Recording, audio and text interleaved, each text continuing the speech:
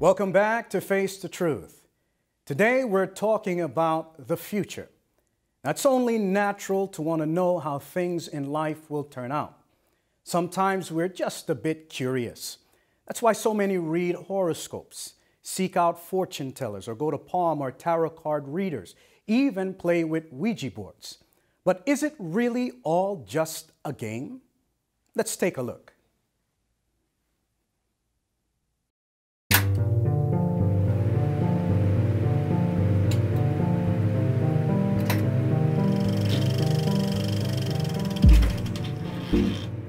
Wouldn't want to mess with anything of that nature, because like once you start messing with it, can something you can't reverse.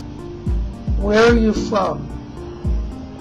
Connect with the good spirit, you connect with the bad spirit. It's one of those things that I just personally wouldn't mess with. I did it with my cousins at their house. They lived in kind of a spooky house in DC, and we were just messing around with it. And we asked it a question, and I can't remember what the question exactly was, but afterwards it told us to like be safe or something like that. So then I left and I walked one of my cousins to the train station, and then next thing I know, I see one of my friends running up and saying, "You need to get back to the house. You need to get back to the house really quick." I was 12 at the time, and there were 6 other 12-year-old girls at the time.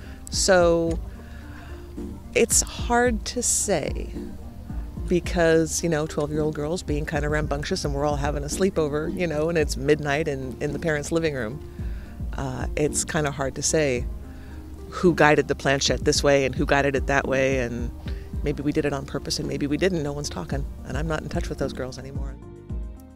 Now, some people believe there's nothing wrong with experimenting in these things.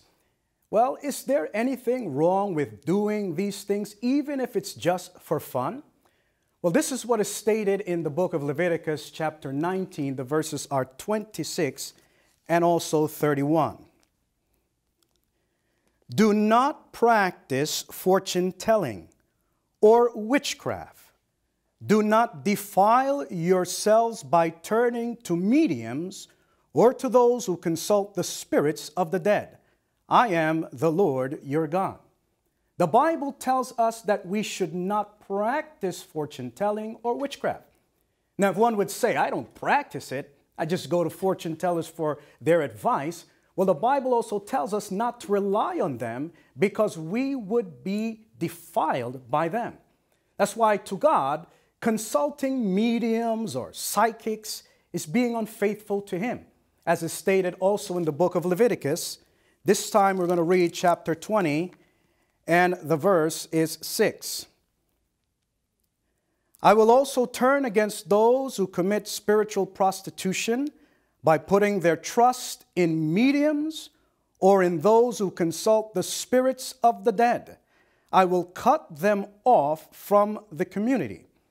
So God will turn against those who go to mediums and psychics. Now, some will say, well, isn't it that some of the predictions of psychics come true? Well, these predictions are often incorrect. And while others, they are so generalized, they could be fulfilled in so many different ways. So unsuspecting people usually get whatever they are looking for. For example, if a prediction says that tomorrow you will meet someone nice and you meet someone on the next day, and which is, if you think about it, it's an everyday occurrence, then you might think that what happened because it was predicted to happen. And we can find so many examples like this. However, what about when things actually happen as predicted? Now, if it ever happens that a prediction comes true, what should we be careful of?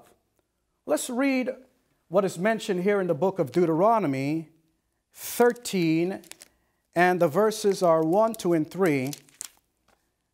This is stated, if a prophet or one who foretells by dreams appears among you and announces to you a sign or wonder, and if the sign or wonder spoken of takes place, and the prophet says, let us follow other gods, gods you have not known, and let us worship them, you must not listen to the words of that prophet or dreamer, The Lord your God is testing you to find out whether you love him with all your heart and with all your soul.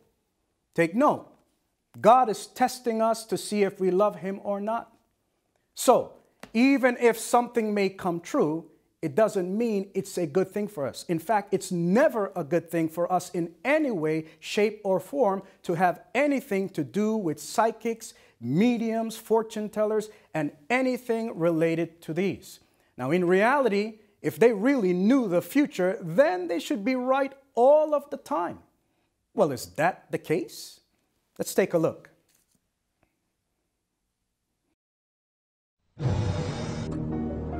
Strangely enough, there are two jagged boulders which look really misplaced because everything is trees, and then all of a sudden you've got these stupid boulders sitting there. And he could be found near He's near the boulders. Is he still with us?